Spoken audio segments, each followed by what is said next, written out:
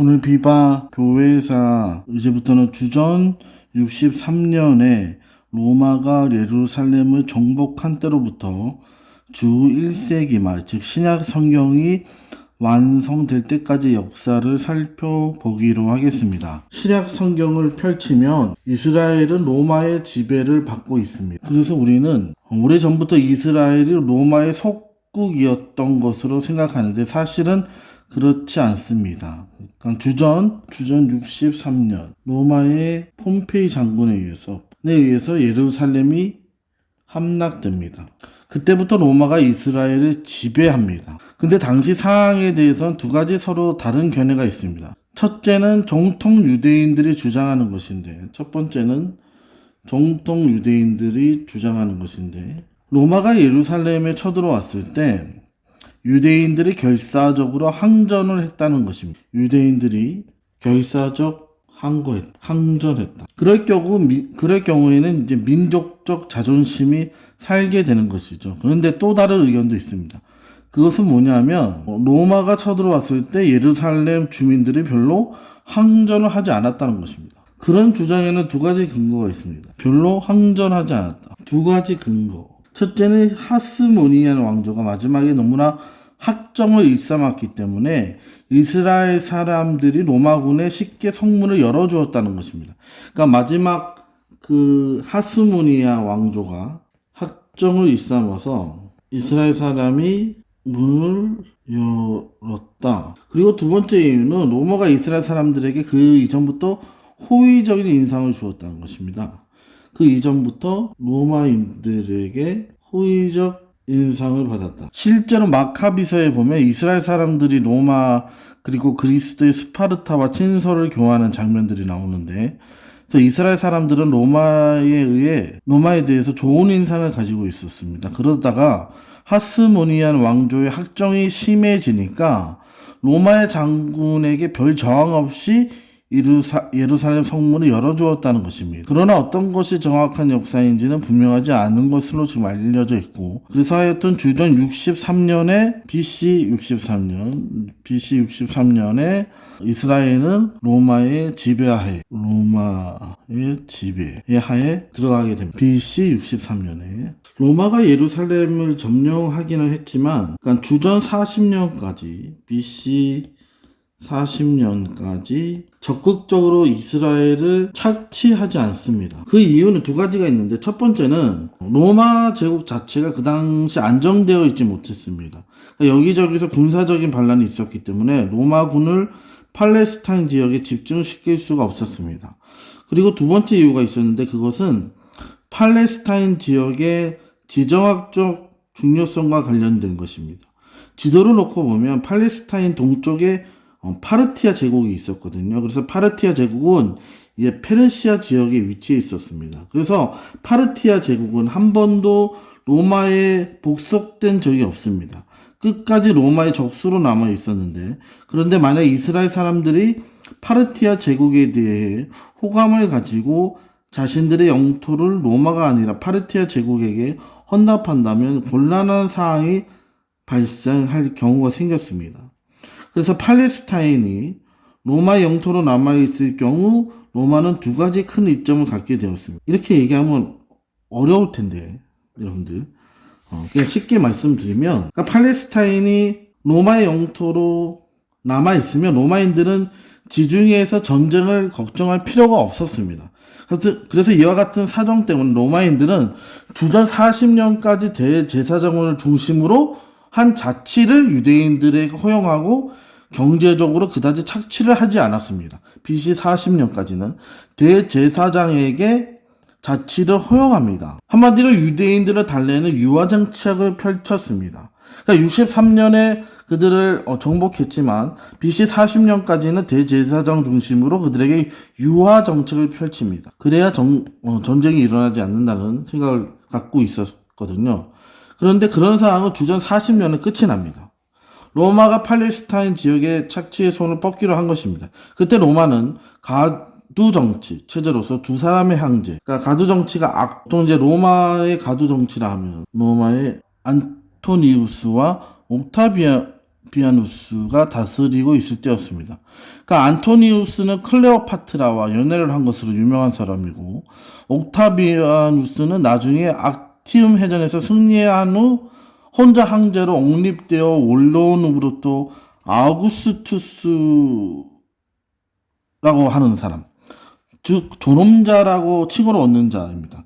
그러니까 옥타비아누스가 나중에 아우구스투스가 되는 사람이고, 안토니우스는 클레오파트라의 연인입니다. 아주 유명한 사람들이죠. 그러니까 이때가 로마가 제일 잘 나갈 때였습니다.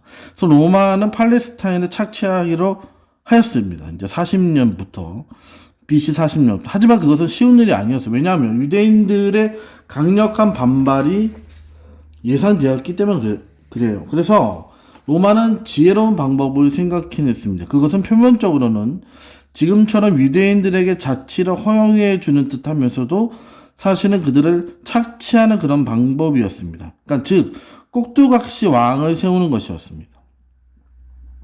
그런데 과연 누구를 꼭두각시를 왕으로 세우느냐 하는 것이 문제가 되는 것이죠.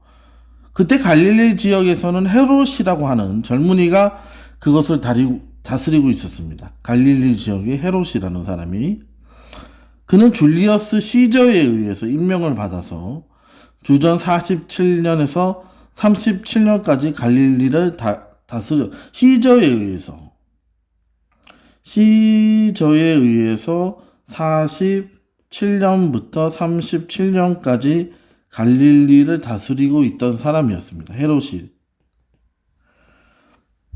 그런데 로마가 자신들의 앞잡이 노릇을 해줄 왕을 구하고 있다는 소문이 그에게 들렸고, 그래서 헤롯이 자신이 그 일을 하기에 적합한 사람이라고 생각을 한 것이죠. 그런데 문제가 있었는데, 그때가 겨울이었는데, 사실 지중해에는 겨울이 되면 파도가 높기 때문에 배들이 항해를 하지 않습니다. 성경에 보면은 가끔 항구에서 겨울을 지낸다, 아니면 겨울을 난다 라는 표현이 나옵니다. 성경에 보면 개역 한글판에는 가동한다라는 표현을 하기도 합니다만, 그러니까 그 항구가 겨울을 지내기에 불편함으로 이런 뜻이기도 한데, 이것이 사도 바울이 배를 타고 전대 여행을 다니다가 겨울이 되어서 배가 다니지 않기 때문에 어떤 한 도시에 머물면서 겨울을 보낸다는 뜻이 되는 것입니다. 근데 이때 헤롯은 결단을 내려야 했습니다. 왜냐하면 생명을 위협을 무릅쓰고 지금 로마로 가느냐 아니면 갈릴리에 남아있느냐 하는 결단이었습니다. 왜냐하면 여기 다스릴 왕을 지금 찾고 있었기 때문에. 봄이 되어 백길이 다 풀린 후 로마로 간다면 자신이 왕이 되기는 힘들 것이었기 때문에. 왜냐하면 이미 많은 후보들이 황제를 만난 후의 일이었기 때문에. 그래서 헤롯은 그냥 항해를 강행하기로 결정하고, 로마 황제는 겨울에 자신을 찾아온 헤롯에게 강한 인상을 받았습니다. 그래서 갈릴리에서 로마까지는 상당히 먼 거리인데 목숨을 걸고 겨울바다를 항해해서 로마까지 왔다는 것을 어쨌든 대단한 일이었습니다. 그래서 로마 황제는 헤롯에게 만족하여서 그를 팔레스타인 지역의 왕으로 그를 세웁니다. 팔레스타인 지역의 왕으로 그를 헤롯을 세우게 되는 것입니다. 아우구스투스와 안토니우스와 이들이 헤롯을 세우게 되는 것입니다. 겨울에 위험하게 항해를 해서 이들이 헤롯이 로마까지 가서 왕을 만난 것이 그 왕들에게 굉장히 깊은 인상을 주어서 팔레스타인 지역의 왕으로 헤롯이 임명이 되는 것입니다. 헤롯이 대단한 사람이죠. 그래서 로마 황제에 의해서 유대인들의 왕으로 임명된 헤롯은 예루살렘에 와서 자신을 왕으로 받아들여 줄 것을 요구했습니다. 그러나 유대인들은 그를 왕으로 인정하지 않았습니다. 가장 큰 문제는 그의 혈통의 문제였습니다. 헤롯의 혈통의 문제. 그는 순수한 유대인이 아니었습니다. 순수한 유대인이 아니라 하스모니안 왕조 시절에 정복했던 팔레스타인 남부 지역, 즉 이둠의 지역 사람과 유대인의 피가 섞여 있는 혼혈이에요. 그러니까 그는 일단 유대인들은 혈통을 대단히 중요하게 생각했는데, 더구나 왕의 경우에는 더욱더 더 그렇습니다. 그런데 이방인의 피가 섞인 사람이 와서 자신들의 왕이 하다고 하자 이를 받아들일 수가 없었던 것입니다. 유대인들에게. 그러나 이제 헤롯은 포기하지 않았겠죠. 많은 우여곡절 끝에 결국에 로마 군대의 힘을 빌려서 주전 37년에 그래도 왕위에 오릅니다. 로마 황제로부터 왕으로 임명받은 후 3년이 지나서 40년에 이들에게 왕의 임명을 받고 3년이 지난 37년에 드디어 갈릴리의 진짜 왕으로 그러니까 그 3년 동안 헤롯이 무엇을 배웠겠습니까, 여러분? 그러니까 유대인들은 헤롯이 왕이 되는 것을 지독하게 싫어한다는 사실을 그들은 알았어요. 그러니까 유대인들은 헤롯이 왕이 되는 것을 싫어합니다. 싫어했어요. 그것을 헤롯은 알았어요. 배웠다는 것입니다. 그러니까 이것은 헤롯이 왕으로 지내는 동안 늘 컴플렉스였습니다. 컴플렉스를 작용했습니다. 그래서 누구든 조금이라도 왕위를 노리는 것처럼 보이면 가차없이 그를 죽여버렸습니다. 그러니까 헤롯이 한편으로는 유대인들의 잘 보이기 위해서 얼마나 노력을 했겠습니까?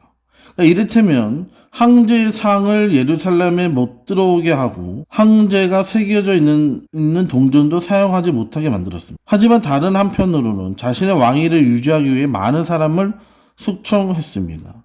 그가 숙청하여 죽인 인물 중에 마리암네라는 여인이 있습니다. 바로 자신의 아내였죠. 마리암네. 그러니까 헤롯이 왕이 된 후에 늘 자신의 혈통 때문에 열등감에 시달렸잖아요.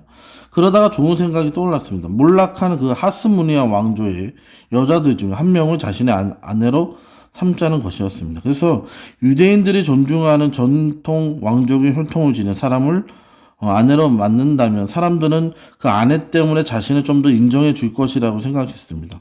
그러니까 그 생각은 맞는 것 같았어요. 그래서 헤롯은 마리암네라는 여인과 결혼을 했는데 사람들은 그녀를 무척 좋아했다고 합니다. 그런데 세월이 흐르자 마리암네가 오히려 헤롯에게 이협이 되기 시작했다고 합니다. 그래서 사람들이 자신을 암살하고 마리암네를 여왕으로 옹립할지 모른다는 생각을 아마 했던 것 같습니다. 그러자 헤롯은 가차없이 자신의 아내인 마리암네를 죽여버렸습니다. 이뿐만 아니라 그는 여러 사람들을 숙청해서 죽였는데 죽기 5일 전에는 자신의 아들 중에 하나도 죽여버렸습니다. 그러니까 헤롯이 베들레헴의 아기들을 죽였다는 기사를 읽으며 우리가 그게 정말 가능한 일일까 하고 생각했습니다. 그죠? 하지만 헤롯이 한 일들을 살펴보면 충분히 가능한 일이라는 것입니다. 그러니까 그가 자신의 아내와 친아들까지 죽였던 사람이니까 일종의 굉장히 정신적으로 굉장히 문제가 있던 사람이었습니다. 왕위를 유지하기 위해서. 그렇기 때문에 그가 헤롯이 베들레헴의 아기들을 죽였다는 그런 성경의 내용은 충분히 가능한 일이라고 보는 것입니다. 그러니까 예전에 우리 영조나 그런 내용이 많이 있지 않습니까? 아들을 죽이고 그런 내용들, 여러 가지 자신의 출신 성분 때문에 여러 가지로 어려움 당하고 그것 때문에 힘들어하는 왕들의 모습이 이 헤롯 대왕에도 있었던 것입니다. 그래서 헤롯도 그것 때문에 여러 가지 어려움 당하고 있었다는 것을 보여줍니다. 그래서 헤롯 통치 가문, 헤롯은 여러 가지로 힘들어했다 하는 것을 보여주고 있습니다.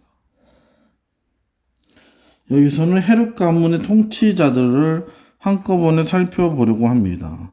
성경에는 헤롯 가문의 통치자들이 모두 6명이 나옵니다. 어떤 경우에는 다른 이름으로 등장하지만 어떤 경우에는 그냥 헤롯이라고만 나오는 경우도 있습니다. 첫 번째로 보실 왕은 헤롯 대왕. 그러니까 BC 37년부터 조금 전에 계속 드렸던 그 헤롯 대왕이겠죠. AD 4년까지 통치했습니다. 먼저 앞에 소개했던 헤롯 대왕을 살펴보면 그는 로마 황제였던 안토니우스와 옥타비아누스의 도움으로 왕으로 임명됐고 권력을 유지했던 왕이었다는 것을 볼 수 있습니다. 독재자들이 흔히 그랬듯이 헤롯은 건축의 힘을 쏟았습니다. 자신의 이름을 후세 사람들이 기억해 주기를 바랬던 것 같습니다. 그래서 헤롯처럼 자정의 약한 독재자들은 오랫동안 보존할 수 있는 건축물을 통해서 자신의 존재를 확장시키려고 하는 경향이 있는 것 같습니다. 그래서 동서고금을 막론하고 전 세계의 독재자들에게 발견되는 보편적인 현상인 것이죠. 그래서 저번에도 한번 말씀드렸던 마사다 요새 영상도 보여드렸죠. 마사다 요새 사해 바다 서쪽에 위쪽은 평평하고 사방이 절벽으로 둘러싸인 마사다라는 곳에 있는 그 요새죠.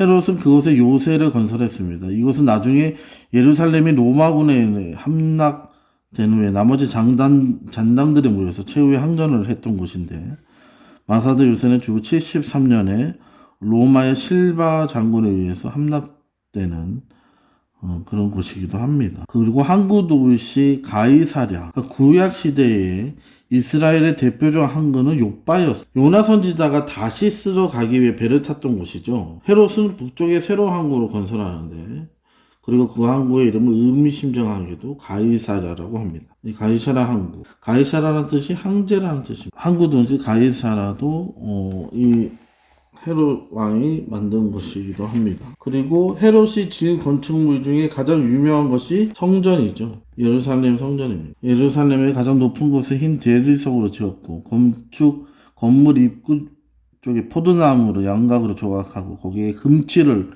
했고, 그래서 멀리서 보면 흰 대리석 건물과 금빛이 어우러져서 그 반짝이는 모습이 굉장히 아름다웠다고 하는 그 성전을 얘기하고, 그리고 성전 안에는 자라나는 포도나무가 있었다고 하고, 그러니까 부자들이 하나님께 감사드릴 일이 있을 때면 금으로 된 포도 잎사귀를 드렸다고 합니다. 그리고 아주 큰 부자들은 금으로 만든 포도 열매를 바쳤다고 하고, 그러면 성전 천장에 그것들을 매달아 놓았다고 합니다. 그런데 사람들이 헌물을 바침에 따라 잎사귀와 포도 열매의 숫자가 매년 늘어났기 때문에 사람들은 그것을 자라나는 포도나무라고 불렀다고 합니다. 그리고 안토니오 요새도 만들었고, 여러 가지 많은 건물들을 지었습니다. 성경에 보면 민족왕이라고 나옵니다. 그러니까 민족왕은 민족 혹은 국가를 뜻하는 헬라어 에스노스와 왕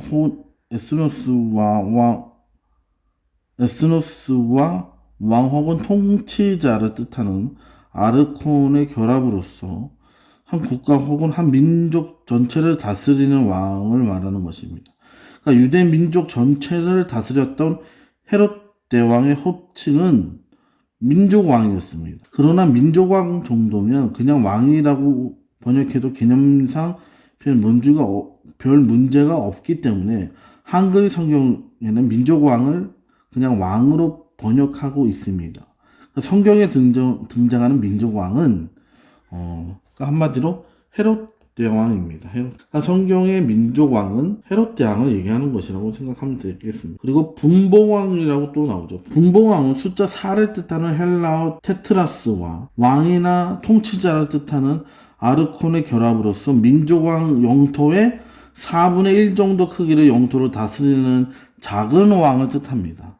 그러니까 헤롯 왕가의 왕들은 헤롯 대왕을 제외하고는 모두 분봉왕이라고 했습니다. 그러니까 분봉왕은 헤롯 대왕을 제외한 다른 분봉왕. 그러니까 민족왕이 있고, 다시 말하면 민족왕이 있고, 그 외에 다른 왕들을 분봉왕이라고 하는 것입니다.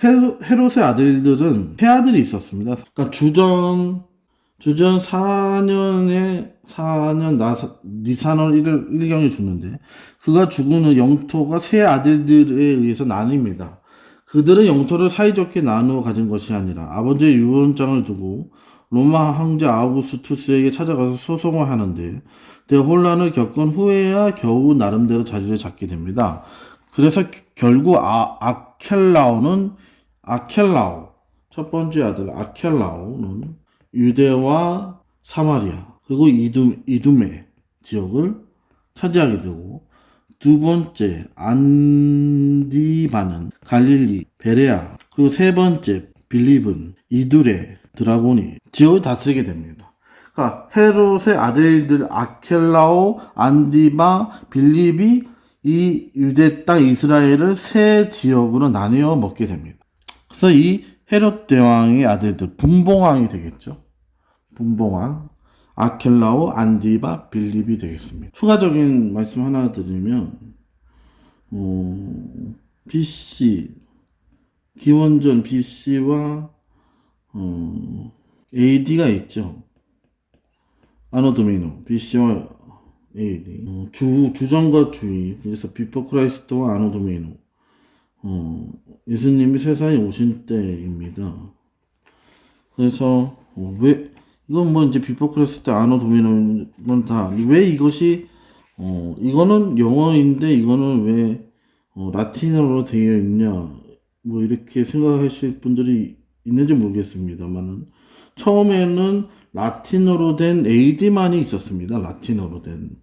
근데 그때는 기원전의 사건들에 대한 연구가 발달되지 않았을 때거든요. 그래서 기원전의 연도를 표기하는 약자를 만든 필요성을 느끼지 못했습니다. 그러다가 나중에서 영국에서 고고하게 크게 발달하게 되면서 그러면서 예수님 이전 시대의 연도를 통일적으로 표기해야 할 필요를 느끼게 되었고 그때서야 BC라는 약자를 나중에서야 만들게 되면서 영어로 된 비포 크라이스트가 BC가 나오게 된 것입니다.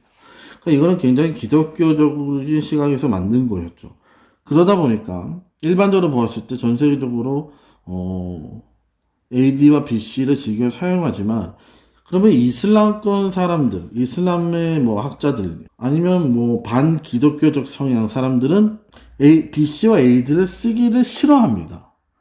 그래서 그런 사람들이 만들어낸 약자가 따로 있습니다. 그래서 그게 뭐냐면, common error, 그래서 C입니다. C, common error.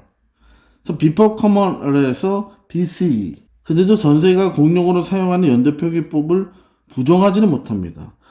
하지만 거기에 그리스도 이전, BC와 주님의 연도, 아노 도미노라는 말을 붙이고 싶지는 않습니다. 그래서 사람들이 흔히 말하는 일반적인 시대 구분, 커먼 에러, 그리고 그 일반적인 시대 이전이라는 뜻의 약어를 만들어냈습니다. 그래서 전문 서적에서는 생각보다 많이 사용하고 있습니다. 그래서 CE와 BC, 그러니까 이게 기원 후, 기원전 이렇게 되는 것입니다. 이게 요즘에 많이 쓰이는 약자이기도 합니다. 이 정도는 여러분들이 좀 알 필요가 있을 것 같습니다. 상식적인 면에서 common error, before common error. 아까 헤롯 대왕 아들 3명에 대해서 얘기를 했는데 그 아들 3명에 대해서 좀 더 구체적으로 얘기하면 첫 번째 그 아켈라오는 헤롯이 죽은 주전 BC 4년부터 주후 6년까지 유대와 사마리아와 이두메를 통치했습니다. 아켈라오죠. 아켈라오라고도 하고 아켈라우스라고도 하기도 합니다. 아켈라우스. 하지만 그 유대인들과 로마의 눈치를 보느라 실제로 그 지역을 다스린 기간은 얼마 되지 않습니다. 그의 잔인한 품성을 잘 알고 있는 유대인들이 그가 왕이 되는 것을 싫어해서 로마의 영향력을 행사했습니다. 그가 통치를 시작한 다음에 그에게 반대하는 반란이 일어나서 그는 아주 잔인하게 반란을 진압했습니다. 그러자 유다와 사마리아 대표자들은 로마 황제 아우구스투스에게 가서 아켈라우스를 폐위시켜 줄 것을 요구합니다. 그래서 목숨을 담보로 한 위험한 일이었지만 그들의 노력은 성공을 거두어서 그래서 아켈라우스는 추방됩니다. 로마에 의해서 추방됩니다. 헤롯 대왕의 아들 중에 안디바, 그죠? 두 번째는 안디바, 주 39년, AD 39년, 빌립은 34년까지 통치를 하지만 아켈라오는 짧게 통치를 합니다. 그의 폭정 때문에 왕위에서 강제로 쫓겨나게 되는 것입니다. 그래서 아켈라오가 AD 6년에 갈리아 지방의 그 비엔나로 추방되고 로마 총독 그 코포니우스가 아켈라오가 다스렸던 지역인 유대 사마리아 그리고 이두메를 다스리게 되었습니다. 로마 총독 코포니우스. 그러니까 아켈라오를 대신해서 로마 총독 코포니우스 다스리게 됩니다. 이때 로마 총독이 유대인들로부터 직접 세금을 거두려고 하자 이에 저항하기 위해 결성된 그룹이 바로 이에 대항한 그룹이 바로 열심당입니다. 열심당이 어디에서 다 죽습니까? 아까 말한 거기 어디였죠? 마사다였습니다. 로마제가 루데 왕에 대해 절대적 권한을 가지고 있었습니다. 그래서 누가복음 19장 12절, 14절에 보면 이르시되 어떤 기인의 왕위를 받아가지고 오려고 먼 나라로 갈 때에 이렇게 나와 있습니다. 그런데 그 백성이 그를 미워하여 사자를 뒤로 보내어 이르되 우리는 이 사람이 우리의 왕됨을 원하지 않아이다 하였더라는 말씀이 있습니다. 그러니까 아켈라오 사건과 정확히 들어맞는 사항은 아니지만 이런 역사적 배경을 이해하면 이런 본문을 좀 더 이해하기 쉬울 수가 있다는 것입니다. 그리고 마태복음 2장 21절 23절에 보시면 아기 예수님이 나사렛으로 오시게 된 사건에 대해서 요셉이 일어나 아기와 그 어머니 데리고 이스라엘 땅으로 들어가니라. 그러나 마태복음 2장 21절 23절에 보면 아기 예수님이 나사렛으로 오시게 된 사건에 대해서 요셉이 일어나 아기와 그 어머니를 데리고 이스라엘 땅으로 들어가니라. 그러나 아켈레오가 그의 아버지 헤롯을 이어 유대의 임금됨을 듣고 거기로 가기를 무서워하더니 꿈에 지시하심을 받아 갈릴리 지방으로 떠나가 나사렛이란 동네에 가서 산이라고 말씀하고 있습니다. 그러니까 요셉이 아기 예수님을 모시고 이집트로 갔다가 이스라엘 땅으로 돌아왔지만 그 아켈레오가 유대 땅의 임금이 된 것을 보고 갈릴리 지방 나사렛으로 물러가서 거기서 정착했다는 말씀입니다. 그런데 왜 요셉은 유대가 아니라 갈릴리에 정착했냐? 왜 유대보다 갈릴리가 더 안전한 곳이라 생각했을까? 우리는 흔히 먼 거리가 그 이유일 것이라 생각합니다만 잔인한 아켈레오는 수도인 예루살렘에 있습니다. 그런데 유대 땅은 예루살렘과 너무 가깝습니다. 갈릴리는 예루살렘에서 먼 지역이므로 안전할 것이다. 이렇게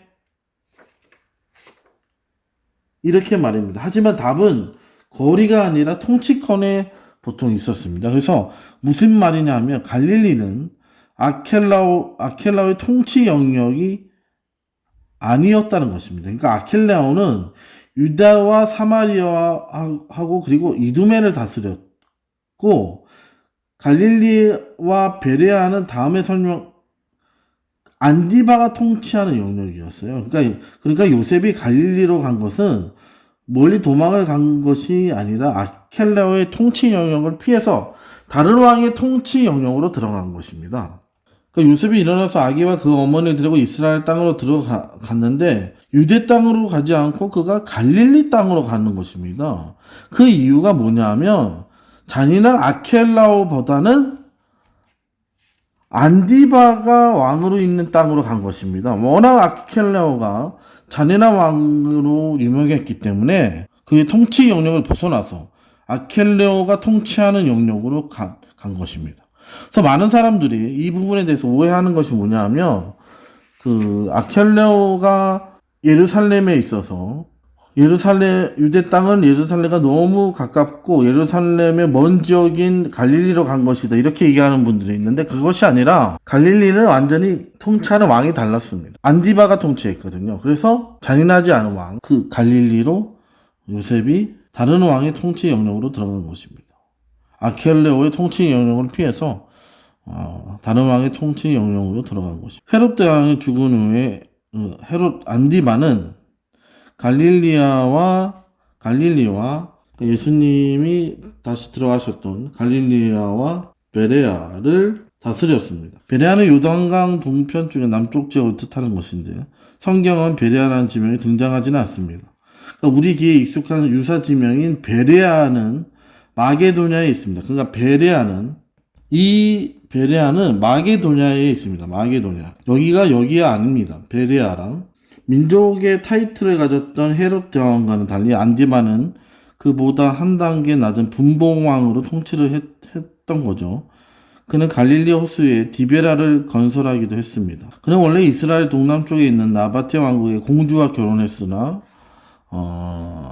그녀를 내쫓고 이를 비난하다가 세례 요한이 죽음을 당한 사건이 유명하죠.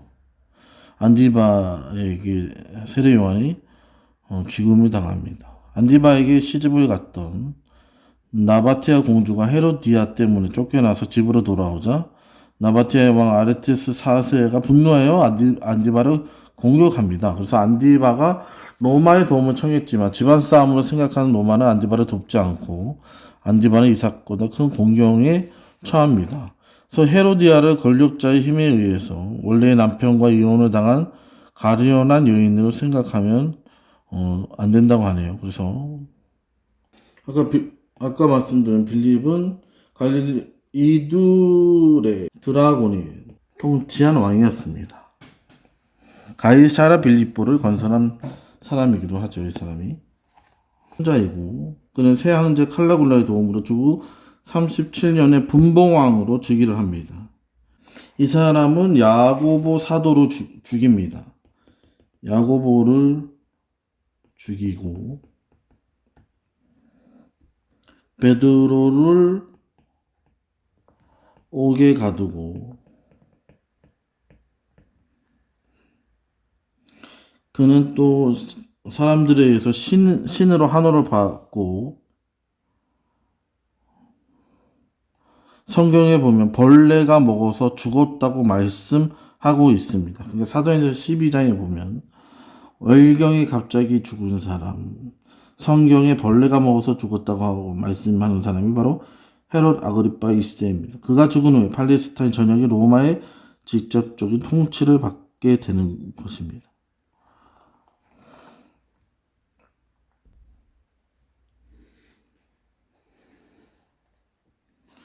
성경에는 그냥 아그리빠라고 나오는데 헤롯 아그리빠 1세의 아들이겠죠. 사도행전 25장을 보시면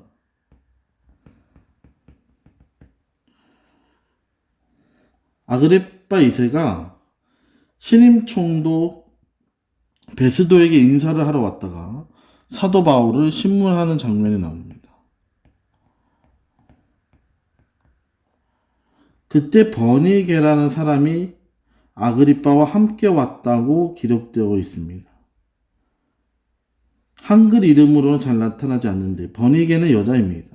그러니까 이름을 이탈리아식으로 베르니체라고 읽으면 여자라는 것이 드러나는데 그녀는 삶이 기구하다고 하면 기구한 여자인데 음란한 삶을 살았던 여자입니다. 그녀는 헤롯 아그리빠 1세의 큰딸입니다. 그러니까 첫 남편이 죽자 숙부와 결혼을 했는데 그도 역시 죽었습니다. 그러자 친오빠였던 아그리빠 2세와 근친상간을 범합니다. 친오빠 부부처럼 살던 그 시기에 총독 베스도에게 인사를 하러 가이사랴에게 왔던 것입니다. 그녀가 나중에는 로마 장군의 첩이 되었다가 버림을 받았고 헤롯 아그리빠 2세가 헤롯 왕가의 마지막 왕이 되는 것입니다.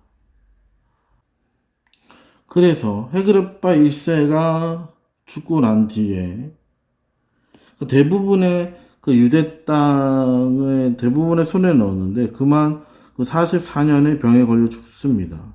그래서 로마 총독의 지배를 받았는데 그러다가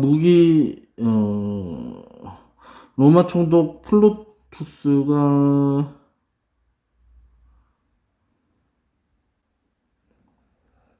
그러다가 유대인의 성전에서 항상 항제를 위한 제사를 드렸었습니다.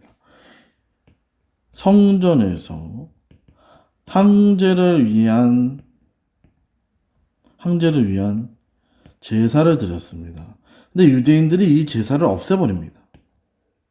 그러니까 이게 로마 속국이라는 상징적 의미죠. 상징적 의미. 근데 이걸 없애버리니까 이 상징적 의미가 없어지게 되는 것입니다. 그러자 로마 형제였던 네로가 베스파시아누스를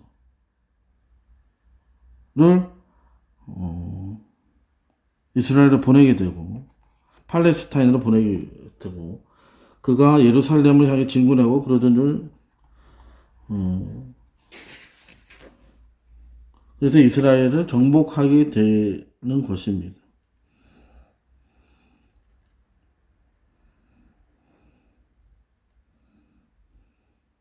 그리고 그 다음에 티투스가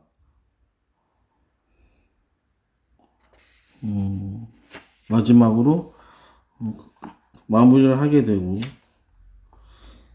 그 마지막에는 그 마사라 요새에서 끝까지 항전을 펼치지만 결국에는 점령당하게 되고 예루살렘과 모든 이스라엘 지역이 로마로 다 넘어가게 되는 것입니다.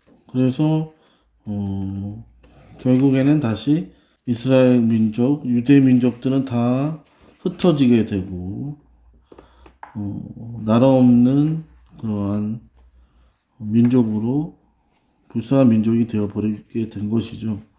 그러면서 그들은 기독교와 유대교를 가지고 있는 탄생시킨 민족이었지만 나라 없는 민족이 되어서 굉장히 거의 2000년 동안 굉장히 힘든 세월을 지내게 되는 것입니다. 그렇지만 지금은 뭐 이스라엘, 팔레스타인과 굉장히 대립된 상황이고 여러 가지 어려운 상황이 있죠, 계속. 하지만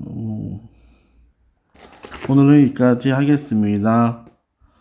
신약 시대의 배경 들어주셔서 감사하고요.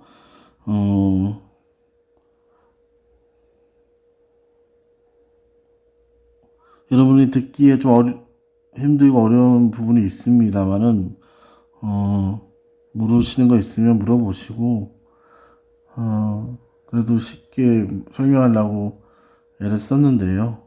그래도 열심히 들어주셔서 감사합니다. 다음에 또 뵙겠습니다.